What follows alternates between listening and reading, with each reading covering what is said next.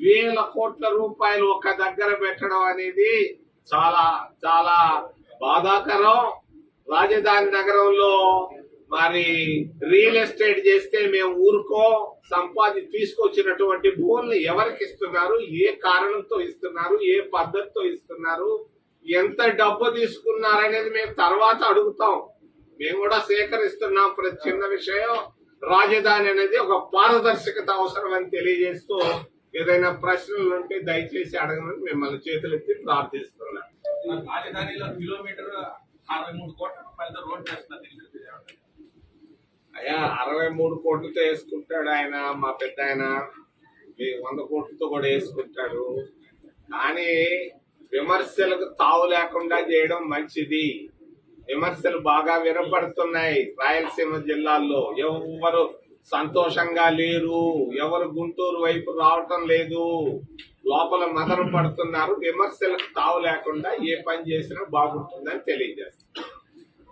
Already 36,000 ఎకరాలు తీసుకున్నారు కదా, మీకు సరిపోదంటారా రాజధాని నిర్మాణానికి? ఇంకా మా బివి రాఘవులు గారు సిపిఎం పార్టీ నాయకులు చెప్పారు 1000 ఎకరాలు చాలా దాంతో తృప్తి పడవయ్యారు. 36,000 ఎకరాలు తీసుకున్నారు. మళ్ళా ఇంకో 40,000 ఎకరాలని నేను ఒక ఆయన చెప్తుంటే విన్నాను. ఇవన్నీ విమర్శలకు దగ్గర అవుతున్నారు. ఇది ఒక రియల్ ఎస్టేట్ కేంద్రంగా తయారు కాకూడదు. రాజధాని ఒక పవిత్రత ఉంది, దాన్ని జాగ్రత్తగా మెయింటైన్ చేయాలని నేను కోరుతున్నాను. కీలకంగా ఉన్న వాళ్ళంతా కూడా అనేక కేసులు నమోదవుతున్నాయి.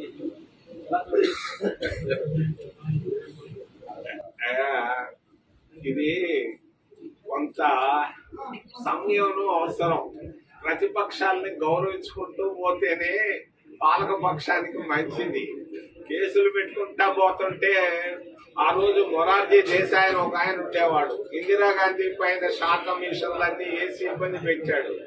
అట్లా లేకుండా చాలా చాలా చాలా సమయంతో పోతే మంచిది. కేసులు ఎక్కువ పెట్టడం కూడా అంత మంచిది కాదు. చట్టం తన పని చేసుకుంటుంది తప్పనిసరిగా. కరెంటు బిల్లులు ఎక్కువ వస్తున్నాయి కదా రాష్ట్రంలో. కరెంటు బిల్లులు ఎక్కువ వచ్చిన మార్కెట్లో పెట్టిన పదలు కొట్టడం కూడా అన్నారు కదా. ఇప్పుడు అందరికీ కరెంటు బిల్లులు 6,000, 7,000 ఛార్జెస్ ఎక్కువ పడుతున్నాయి కదా. దాన్ని నేను ఖండిస్తున్నాను. తప్పు. కరెంటు బిల్లులు సాధారణంగా ఉండాలి. కాంగ్రెస్ ప్రభుత్వం ఎట్లా తీసుకొచ్చిందో అదే విధానాన్ని అందరూ పాటించాలి.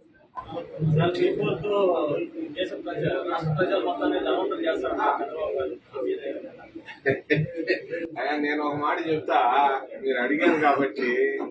నేను కుప్పానికి వెళ్ళి ఆయన సొంత నియోజకవర్గానికి, ఆయన బహుశా ఈ వారంలో పోతున్నట్టున్నాడు. అక్కడ ఒక యూనివర్సిటీ ఉంది, ద్రవిడియన్ యూనివర్సిటీ. ఆ ద్రవిడియన్ యూనివర్సిటీలో 1 సంవత్సరంగా జీతాలు రావటం లేదు. మరి ఆయన చదువుకున్న వెంకటేశ్వర యూనివర్సిటీకి పోయాను. వెంకటేశ్వర యూనివర్సిటీకి మొన్న పోయిన వారం పోతే అక్కడ ప్రొఫెసర్లు అందరూ చెప్పారు, అయ్యా మాకు 3 నెలలుగా జీతాలు రావటం లేదు అని. జీతాలు లేని వాళ్ళు ఇంకొకరిని ఏం చేస్తాడో నాకైతే నేను రిజర్వ్ చేస్తున్నాను నా నిర్ణయాన్ని. తమ్ముళ్ళు సంపద సృష్టిద్దామని చెప్పారు కదా చంద్రబాబు గారు. ఎలా సంపద సృష్టిస్తారు? లేకపోతే ప్రభుత్వ పథకాలు కూడా ఇంతవరకు పూర్తిగా అందరికీ ఎవరికి అందటం లేదు. చాలా అసంతృప్తి మొదలైంది కూటమి ప్రభుత్వం పైన. నేను వచ్చే ముందు రాత్రి ఒక 3-4 చీఫ్ సెక్రటరీలు, రిటైర్ అయిన చీఫ్ సెక్రటరీలతో మాట్లాడారు. ఆర్థిక శాస్త్రం బాగా తెలిసిన వాళ్ళు నాకు చెప్పుకొచ్చారు, ఆయన రాంగ్ ట్రాక్ లో ఉన్నారు, ఆయన సరైన సలహాదారులు లేరు, ఆయన కష్టాల్లో పడుతున్నాడు, ఆ రాష్ట్రం బ్యాంక్రప్ట్ స్టేట్ అవుతా ఉందని చెప్పారు.